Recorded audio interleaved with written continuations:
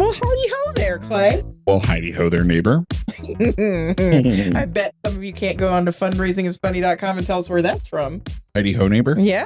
I don't even know where that's from. Heidi ho, neighbor. My dad knows where that's from because he used to watch every episode of Tim the Toolman Taylor. Oh, yes. Yes, and Wilson, his neighbor. Yes. Yes, my mom and dad loved that show, and I didn't. I sat through it all the time. We just had a snack, and we're headed into a new episode, and I feel heading into. I think we're in it. Oh, we're in it. It's about silent auctions. Hey, for the whole episode, we could just sit here silent. Is it silent auction special events? At special events, so not loud auctions at meh events. No, but that would be funny. Let's have a loud auction at a crappy event. Been there, done that. Yeah. Okay, me too. So let's tell me. I want to tell you about a time I went to a silent auction event, at a fundraising event, as a donor.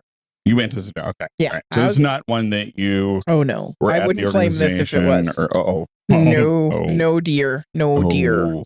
No, dear. You see, I was invited to this event, and they had a live auction section, of course, but then they had a massive silent auction. We're talking, think it was in a gymnasium. Okay. You remember what that is, or an arena? Well, yes. Basketball dome. Sports ball place. Sports ball place. Got it. Big. Think big. Got it. Lots of room, lots of tables, lots of items. Got it. And as I'm perusing vocabulary. Yes. I'm like, wow. Yeah. Some of these items are, let's say, less than desirable. Like a 2-night hotel stay in Buffalo, New York in November at the Hilton Buffalo, or the Hilton Buffalo is actually a very nice Hilton. I'm sure it is.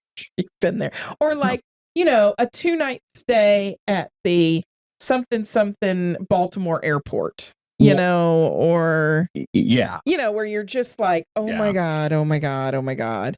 But there were also some random items. Okay. And when I say random, the one that stands out in my mind is a water heater blanket. It was metallic. Was this actually in Buffalo? Because a water heater blanket would make sense. No, it was in Charlotte, North Carolina, my friend. Charlotte, North Carolina. Not really known for its... This was a metallic looking, in the package, water heater blanket. I don't know why no one had... Was this a like a Habitat for Humanity type of organization? No, dear. And I was wondering why the water heater blanket had no bidders. But this was obviously like a themed event that was about home stuff and was kind of casual and not dear. It was in the section labeled home goods. No, it was black tie. I was wearing a dress and Spanx and uncomfortable shoes. And right. And like, I got my hair done. It was $250 to get in. So it was not cheap. Okay.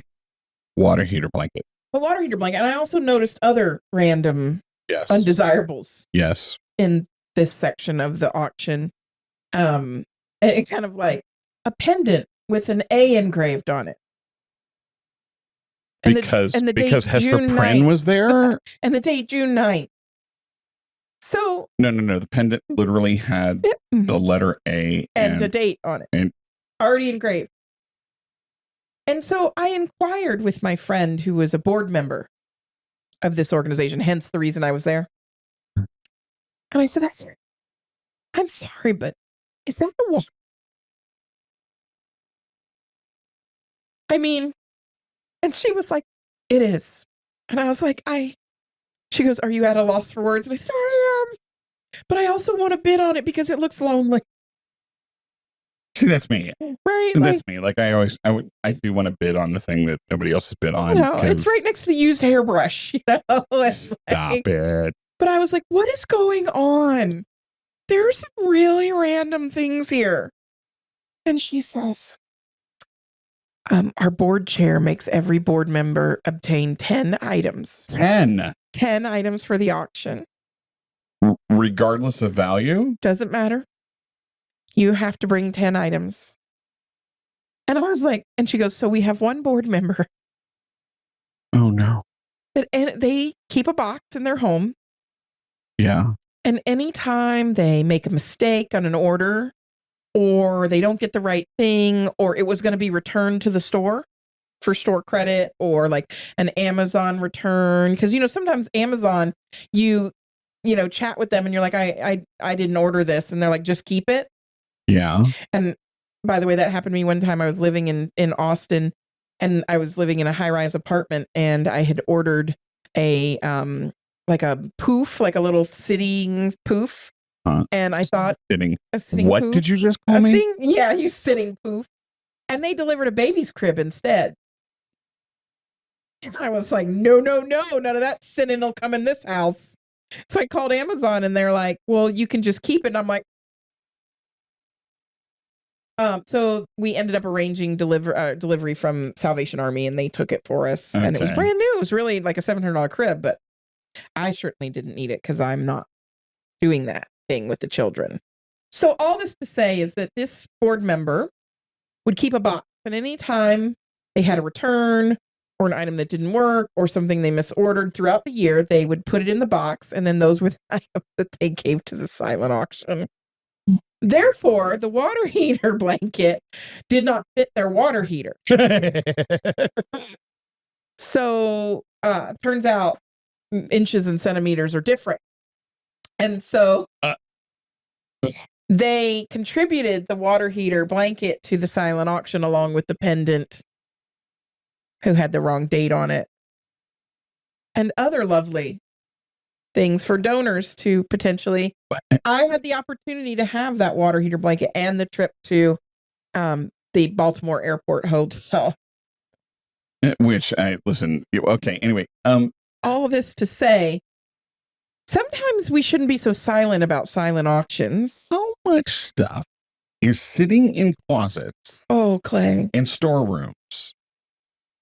And whatevers around the country in random nonprofits, from silent auction stuff that didn't sell. Here's one for you. Or didn't get put out. How many gift cards do they have from restaurants that are now defunct thanks to COVID? That they got a bunch of gift cards to. Speaking of, I have not been to Applebee's in a while. Or Chili's for that matter. I like Chili's. I like Applebee's too. No, thank you. They serve their purpose. Thank you. Yes, if you're stranded in an airport, and it's either that or the tuna fish sandwich in the vending machine. But as a silent auction item, water heater blanket. You never know when you're going to need one. Heater blanket. Your water heater needs love too. Okay, should be comfortable. So. Honey, did you tuck in the water heater? I gave it a snack, a cup of milk, and I gave it its blanket. But like, what is going on? Like, are silent auctions even worthwhile? Like, I thought that pandemic hit and people left events behind in person, and I was like, and that's Hawaiian for yay. Yahoo! And I was really excited, and I was hoping we'd never go back to the days of gathering auction items. And like, there are companies that like come and bring all kinds of things. No comment. Yes, and charge quite holy markup, Batman. The penny for them, and even Anyway, but you don't pay anything in advance. Well, yeah, no, it comes out on layaway. You get your silent auction items on layaway. So, okay. So it's problematic to me. Number one, the culture of getting the items, the amount of staff time. Like, your board members have to get 10 items each. 10. But they won't write a thank you note to a donor, right? Like, what? Well, and what do you do with a board member like me, who, when it comes time for the gala and people are like, your auctions, the restaurants you go to, the places you go, I'm like, I don't leave my house. I don't go anywhere. I think that's an episode of a different podcast called Therapy for Clay. But no, I'm sorry, but DoorDash does not do gift certificates for silent auctions. But also, like, what if we actually asked DoorDash for partnership rather than just some gift certificates for silent auction? And see that, and now actually, all kidding aside, I did see one that was done incredibly well, where the organization partnered with Uber And as part of your, like, everybody got an Uber ride home if you wanted one or needed one. That's great. Because you know you're going to imbibe a little bit in order to justify spending $200 on a water heater blanket. And listen, I've got really good friends that love charity galas because they love silent auctions. I can't. And I'm all for celebrating however people want to exercise their philanthropy. Like, knock yourself out. You know how I like to celebrate philanthropy? With a schnack. With a schnack. Oh, Clay. You know what? Let's go get a Yasso bar. Can we name brands? We can, because we hope they send us cases and cases of Yasso bars. Because we're kind of addicted. Dulce de leche, salted caramel over here. He'll take some raspberry. I'll take the raspberry chip or the chocolate chip cookie anytime. Okay. Let's go get one of those right now. Yes, and they are good healthy snacks. Yeah, snacks. That's right.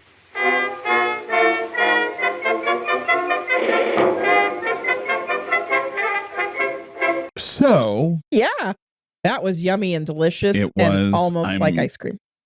I'm refreshed. No, but I'm still thinking about silent auctions and the whole thing. Now I will not stay mum. I will not say no, mum. no, I'm not. No. And also, the whole bad auction of live animals. Oh, please stop auctioning live animals in your auctions. It's People unethical. Do it it's all terrifying. The time. You haven't. And then they parade the poor animal around.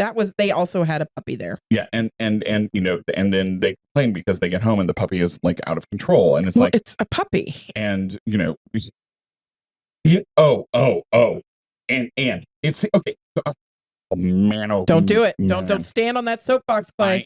I am jumping up and down on the soapbox because I'm all for how people want to express their philanthropy. And if your donors in your community really wants an event, come and celebrate the organization, and great, knock yourself out. What I get frustrated with is, we need to raise money. We should throw an event. Okay, well, have you looked at all the ramifications of that? Number one. Number two, let's get people drunk and spending money at the live auction. I don't know about you, Lynn, but I don't want drunk donors who made a quick decision at an auction. I want people who believe in the mission. And I don't know how a water heater blanket helps further and tell the story of my mission. And the other thing, too, is what it does to staff. So I'm driving around. This is years ago. Okay. 5, 6 years ago. I'm driving around, Las Vegas like you do. Yeah. Sometimes you just take a cruise in your drop top. Well, or Subaru. Well, if you're a fundraiser and you're in the office, you're not raising money. Well, sometimes I just go through the drive-through to make sure they don't know I'm there. I mean, yeah. So and I drive past this. I mean, you've been to Vegas. If those of you who've never been to Las Vegas, we still do have lots of open space, and we have lots of open parking lots. Yeah, and like chained off areas where businesses used to be. There's all kinds of. And those are kind of not places that I really want to hang out alone as a single female either. But I'm driving past, and it's, a well-traveled area, and it's but not the ideal area. And it's not, it wasn't like unusual to be in that area of town. It was near the office and blah, blah, blah. And I see this car kind of out in the middle of this open parking lot. And I'm like, I know that car. And then I see a person get out of the car. I'm sitting at a red light, and I see a person get out of the car. And I'm like, I know that person. It was one of my colleagues who's similar position at another nonprofit organization. Oh. And then I see another car drive up and park right next to her. Ooh, eek. To them. Is this like a Tinder date or? And both of their trunks go up. Ooh. In the middle. Oh, is she going to get kidnapped and thrown in the trunk? Is it that kind of Vegas? No, it's not that kind of Vegas. Sorry. It's not that I think CSI every time. But I'm sort of thinking, okay, this looks just a little unusual to me. And it is somebody that I know go check on her. and know very well. And I'm here. Let me just, drive over and say, by. Hey, I drive over and I roll down my window, and my friend recognizes my car coming. And they both start waving, and then I realize I know the other person who drove it. Yeah, they were picking up silent auction. No. Yep. A parking lot silent auction deal? I laughed I would die laughing. Because, I'm like... Oh, how funny. Yeah, exactly. That's exactly. And she's loading things from one trunk into another. It's like those donors who may or may not be very visible in a certain community like Florida or Vegas and they buy auction items from one charity, and then you see them at the next charity's event. Which like a swap meet, which like a swap meet. I feel like our friends in the IRS might not look at. I guarantee it's like a bowl of guacamole. There's some double dipping. I'm going to tell you right now. Yes. I enjoy a dip. Guacamole, queso, salsa. Yes, but a double dip? But a double dip I do not, unless yes, it's like a you and me share, and That's then you're different. getting whatever cooties I've got, because you already have them anyway. I am. It's why at conferences, they put out the big trough of salsa. No, sir. No, sir. I'm not dipping anything in that vat of disease. Not doing it. But so so we have donors who double dip. We have staff members exchanging questionable items in questionable places. We have closets full of stuff. We have closets full of items that didn't sell. We have unused Chili's gift cards, which they get given to another nonprofit. Right. And then we also have water heater blankets. Water heater. Which is hilarious. I mean, I'm sorry, Clay, but how many hours, how many staff members? And you want to talk about burning out staff and staff retention not happening? Get yourself a silent auction and watch your staff run. Not just run. Board members run. People are like, I was out of the country. And you're like, well, I saw you at the Kroger. And they're like, I was in the Mexican and Hispanic foods aisles. Oh, yeah, that's how bad they want to hide from a silent auction. Okay. And now, here's the thing. Yeah, tell me. We have lots of friends who do them and do them well. Yes. There are softwares that can help you do that. Yes. The Qtagos of the world and all that stuff. So I don't want to... We're not saying don't do a silent auction. No. We're saying if you're going to do something, do it well. Seek out advice. Find things that people actually want. Be inclusive around silent auctions, too. It always freaks me out when they have these big baskets of wine, or they do whole wine silent auctions where they have like, do you have anything non-alcoholic? Do you have... Have you ever been to a wine auction at a organization no, don't even say what I think you're going to say. You know what I'm going to say. Literally sponsored by a liquor company with a wine silent auction for an addiction recovery organization. I am not kidding. Sadly, I went to an addiction recovery for a collegiate where they have on campus to help those who are in recovery at a university. Yes. And they served alcohol at the event. I was very uncomfortable. I did not drink. I mean, why don't you just hand out some pills while you're at it? Like, again, that's, like, remember the Bad News Bears or something? They were sponsored by a dance, a certain type of nightclub. Yes. But I mean, like, here's my other question. Here's my other question now. Does anybody have, I know a couple of people who probably do, but does anybody have national or international metrics on the conversion of silent auction donors into quote unquote regular donors? Oh no, they're shoppers. That's different. So you know what? I do have some data. I do have some information on this. Let's put it that way. I don't have data or data. Gala. The Gala apples. Let's call the whole thing off. Yeah. So the idea here. So I work with a nonprofit that is event heavy because they're an event heavy location. Yeah. And we ran. They also own a consignment, not a consignment shop, but a secondhand shop, like a thrift shop. Yes. A thrift shop, as Macklemore would have it. And the people that buy in the thrift shop don't give. No. And the people that buy items at the auction aren't donors. Wait. So we did a triangulation and we found You did a triangulation. I'm math. I'm math. That is some fancy schmancy. We found very few donors, though, who bought their tickets for the event or a table. Yes. Bought an item from an auction. Yes. And donated. That was the trifecta of the triangulation. Right. Now, those people got individual contact and we put them. But Clay, when I tell you a 700-person event, we're talking 15 people. Yeah. Right. So what's the punchline here? Well, Well, I don't know. For me, the punchline is how many closets around the country are filled with silent auction stuff that come out bring your items out of the closet. We're here. Please. And send us photos at Fundraising is Funny. Fundraisingisfunny.com. Share. Tell us what's in your silent auction. Email us and tell us the weirdest silent auction. Yes. If it's not a water heater blanket, I want to like have a battle. Like my friends and I. A whole live. Like a 4-H kind of pig? Actually, yes, it was. Okay, see, that makes sense. And the end of the story is actually quite lovely and sad. Okay, but that makes sense. Anyway, I thought you were talking like a pig, like a luau pig. Well, it wasn't when it started. Let's talk about how the punchline. The punchline, how much stuff is sitting in closets. How many hours? How many hours are being spent, and how many databases are sitting there full of? We have 18,000 donors. No, you don't. You have 16,000 who bought a silent auction item from you. You have 16,000 purchasers, and not even your main gala 22 years ago. Exactly. And it's just like I always say, event attendees and donors should be coded differently. Oh, right. 100%.